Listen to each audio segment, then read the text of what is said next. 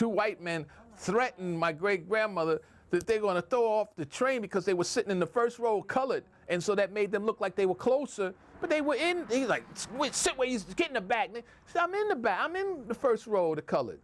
I don't care, get in the back. If you don't get in the back, we're going to throw the kid out the window. Then my grandmother's legs said, her legs just started shaking, and she started crying. And then my great-grandmother said, come on, baby, in the back. And in the haste to get her to the back, it was raining so hard that night, they left their umbrella in front on the ground. And the men picked the umbrella up and said, you niggas will get wet tonight, and threw the umbrella out the moving train. So Mama just said, stop crying. Mama's going to get you out of the South. We're getting out of this South.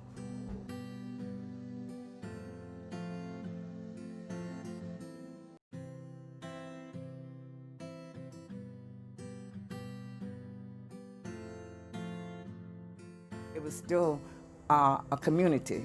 Everybody looked out for each other. We had to, because of some of the dangers that, some of the dangers that we have had in this time and age. My father and my grandmother, they had dangers that came right here on the farm, like being burnt out, and I think my grandfather lost 2 or 3 of his livestock.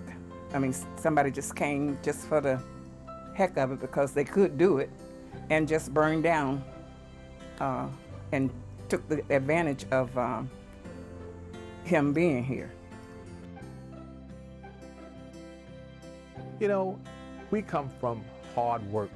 You know, our family comes from hard work, perseverance, because my grandmother understood the importance of education. My great-grandmother moved her from Lithonia to New Jersey at about 100 years ago, 1920. So my grandmother was 7 years old when she moved north with my great-grandmother. And their lives changed. You know, not completely, because we still had discrimination and prejudice in the north, but it wasn't as difficult as it was here in the South, where your life was on the line every day of your life.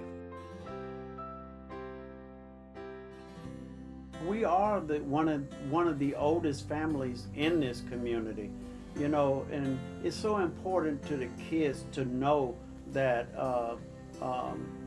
you know, how hard it was for people to get an education like your grandfather, and how I went to an integrated school and you went to an integrated school.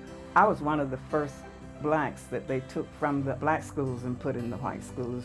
We had moved in the neighborhood. It was in '62.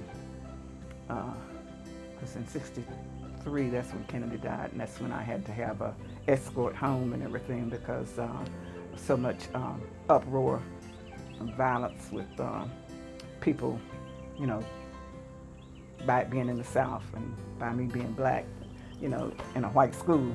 It was not an easy time, but I'm thankful for that experience, because it prepared me for some of the things that I had to face in later life. It's amazing.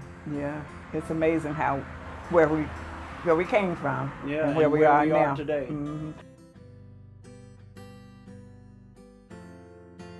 I brought my grandmother here in 1992, and she could not believe the changes that had taken place in Atlanta.